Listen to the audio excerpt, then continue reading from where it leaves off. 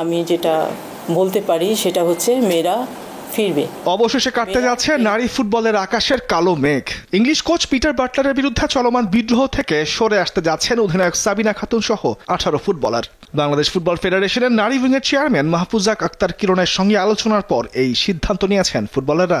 মেয়েরা আজকে আমাকে বলেছেন যে তারা ট্রেনিংয়ে ফিরবে এবং তারা কন্ট্রাক্ট সাইন করবে ফিরে এসে, তো এটা আমাদের জন্য পজিটিভ। গত 30 জানুয়ারি বাফুফেতে কোচ পিটার বাটলারের বিরুদ্ধে বিভিন্ন অভিযোগ করে সংবাদ সম্মেলন করেন 18 নারী ফুটবলার। বাটলারকে কোচের পদে রাখলে অনুশীলনে যোগ দেবেন না বলেও জানান তারা, দেন গণ অবসরের হুমকিও।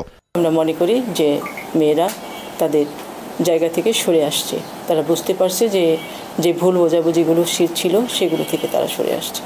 আমি 18 জনের সাথেই বসেছি এবং এটা 18 জনেরই মুখের কথা, একজনের কথা না। বাফুফের ক্যাম্পে থাকা ফুটবলাররা চলতি মাসের 24 তারিখে ছুটিতে যাবেন। ছুটি থেকে ফিরে বাটলারের অনুশীলনে যোগ দেবেন তারা। আগামী 26 ফেব্রুয়ারি এবং 2 মার্চ সংযুক্ত আরব আমিরাতের বিপক্ষে 2টি প্রীতি ম্যাচ খেলার কথা রয়েছে বাংলাদেশ দলের। তবে বিদ্রোহ থেকে ফেরা ফুটবলাররা এই ম্যাচে স্কোয়াডে থাকবেন না। টিম চলে যাবে 24 তারিখে এবং ক্যাম্পও বন্ধ হবে 24 তারিখে। ক্যাম্প বন্ধ মানে সবার জন্যই বন্ধ।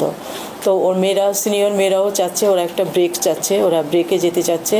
তো এটা ওদের জন্য একটা ব্রেক হবে, ওরা ব্রেকে যাবে, তারপরে ওরা ক্যাম্পে ফিরে আসবে, দেন ওরা প্র্যাকটিস শুরু করবে।